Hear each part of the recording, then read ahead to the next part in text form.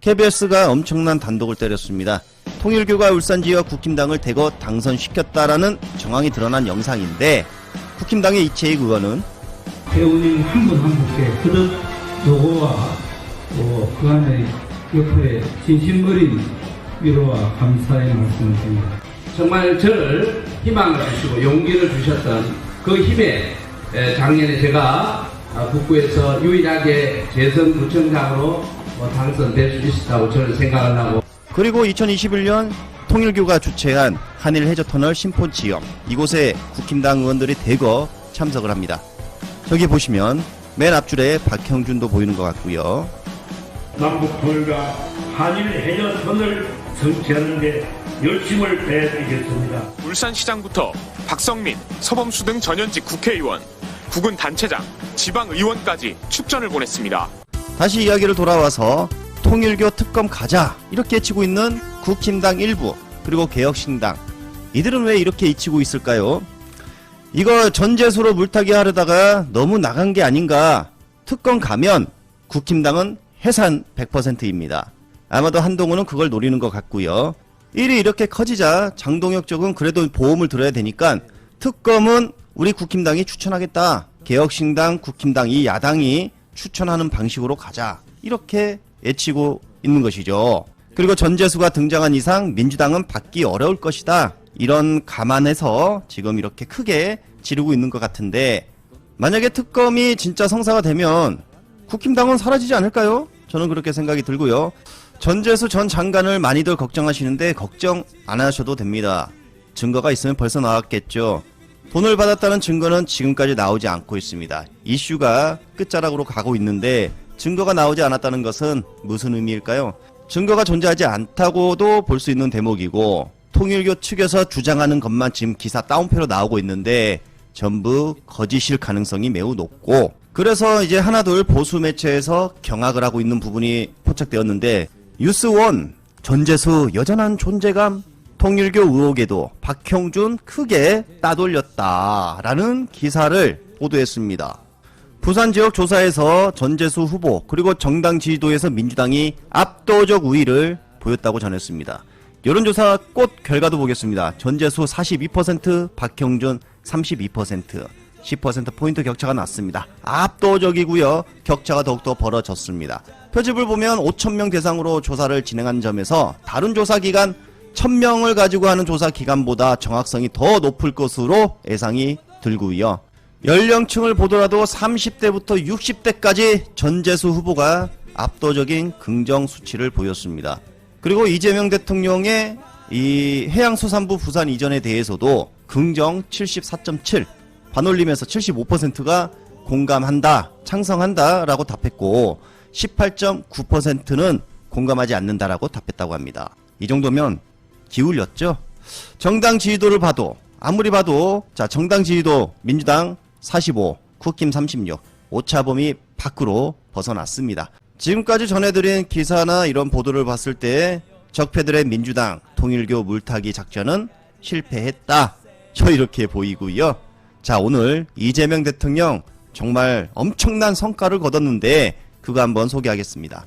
주말에도 쉬지 않고 일하신 이재명 대통령, 우리 경찰 캄보디아 강금 국민 다수 구출했고 범죄 조직원 대거 검거했다라는 사실을 알려주셨습니다. 그러면서 임무완수한 경찰께 깊은 감사드린다라는 글을 대통령이 직접 남겼다고 합니다. 그러면서 앞으로도 온라인 스캠, 보이시피싱을 비롯한 국제 범죄 조직을 뿌리 뽑기 위해 각국의 공조를 한층 강화하며 추적, 수사, 검거, 송환 등 모든 과정을 할 수 있는 모든 것을 다해서 국민을 보호하고 안전을 책임지겠다, 이런 강조를 했습니다. 세계의 신들이 앞다퉈 다뤘던 이유는 바로 잼통령이 직접 움직여 지시한 내용이었고, 그리고 한국 경찰은 그 명령을 받아 구출과 범죄 조직 대거 검거를 했다. 전담반 출범 이후 정말 큰 성과를 거뒀다. 그래서 세계의 신들이 앞다투어 대서특필했다라고 보입니다. 그런데 국내 언론들은 너무 조용하죠. 이어지는 소식은 쿠팡에 분노한 연예인들이 총출동했습니다. 논란의 기업 쿠팡, 많은 분들이 우리 기업으로 생각하고 애용하셨을 텐데 정확히는 미국 기업이죠. 그 문제의 쿠팡, 드디어 범국민 불매, 탈퇴 움직임이 시작되었습니다. 배우 김은성 씨에 이어 문성근 배우도 탈팡을 인증하고 나섰습니다. 문성근 배우는 자신의 SNS에 계엄도 막았는데 니깎게 뭐라고 쿠팡 안 쓰기 쉽다. 당장 새벽 배송 하루 이틀 미리 주문하지 뭐 성질 나는데 그것도 못하냐 라며 국민들을 향해 동참의 목소리를 냈습니다.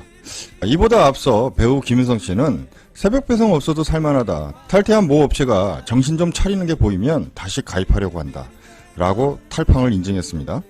저는 개인적으로 과거 얘네들이 소비자를 유인하기 위해 기사에 광고 링크를 띄워놓고 의도치 않게 홈페이지로 끌어들이는 그 수법이 마음에 들지 않아서 쿠팡 자체를 잘 이용하지 않는 사람이었지만 현재 전 국민이 애용하는 쿠팡의 새벽 배송, 로켓 배송은 정말 대단히 신선한 유통이었던 것 같습니다. 하지만 그 신선함 뒤에서 터져나오는 많은 문제점들, 물류, 배달 노동자들의 과로사, 퇴직금 미지급, 추가수당 미지급 등 많은 문제들이 터져나왔죠. 그때마다 쿠팡은 즉각적인 해결보다는 책임 회피를 우선적으로 선택했죠. 자, 얘네들이 그럴 수 있었던 배경에는 새벽 배송과 로켓 배송에 대한 우리 소비자들의 의존도와 쿠팡 이면에 존재하는 병폐에 대한 무관심이 있지 않았나 생각이 됩니다. 그런데 이제는 그 고리를 끊어보자라는 거죠. 쿠팡은 국내 최대 규모의 개인정보 유출을 막지 못한 업체입니다. 물론 자신들도 피해자다라고 말할 수 있겠지만 진짜 피해자는 소비자이죠. 개인정보 유출로 인한 2차 피해에 대해 추가적인 책임이 반드시 이행되어야겠지만 지난 국회에서 얘네들이 보여주었던 쿠팡의 태도는 이를 의심케 합니다. 쿠팡에 대한 국민적 분노와 의심은 개인정보 유출이 시작이 아니죠. 앞서도 말씀드린 숱한 노동자들의 사망사고부터 각종 체불, 그리고 입점 업체들에 대한 납품단가 후려치기, 정산지연. 얘네들이 빠르게 성장한 만큼 잡음이 많았던 기업입니다. 자, 장사는 이문을 남기는 것이 아니라 사람을 남기는 것이다. 조선시대 거상 임상옥이 남긴 말이죠. 사회적 책임을 다하는 것이야말로 장사의 시작이자 튼튼한 기초이다. 뭐 이런 말 아니겠습니까?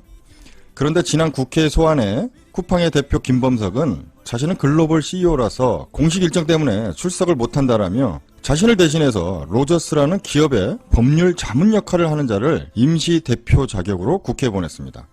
그래서 일각에서는 한국말을 전혀 못하는 자를, 그리고 기업 운영도 모르고 법적 분쟁이나 담당하는 자를 임시 대표라며 국회에 보낸 건 방패막이로 보낸 거 아니냐, 이렇게 비난들 하시는 거죠. 그리고 대한민국 유통구조를 장악한 기업으로서 사회적 책임감을 보여주지 않는 모습에 얘네들 사람이 아니라 이문만을 쫓는 장사치에 불과했구나, 뭐 이런 생각이 들지 않습니까? 자, 우리 이재명 정부에서는 기업의 사회적 책임과 참여를 강조하고 있습니다. 그리고 이를 외면한 기업에 대해서는 철퇴를 가하겠다라고 선언을 했죠. 그래서 공정위에서는 쿠팡의 영업정지에 대해 적극 검토하겠다고 나섰습니다. 가용수단을 모두 동원해서 제재하겠다, 이렇게 나섰는데 이번에 정부 차원의 확실한 조치가 있어야겠죠? 그리고 현재 쿠팡 특검이 진행 중인데 일용직 노동자들의 퇴직금을 미지급한 쿠팡과 이 부분에 대해 무혐의 처분을 내린 검찰과의 유착관계도 의심이 되죠? 이 유착관계가 기반이 돼서 얘네들이 막무가내로 행동한 거 아닌가, 싹 다 밝혀내야 될 것 같습니다. 과거 우리는 노제팬, 일본 제품 불매 운동도 잘해왔던 국민들입니다. 물론 완벽한 불매가 이루어질 수는 없겠지만 이런 사회적 책임을 뒤로한 기업들에게는 정부의 조치도 중요하겠지만 범국민 차원의 회초리 맛을 보여줘야 하지 않겠나.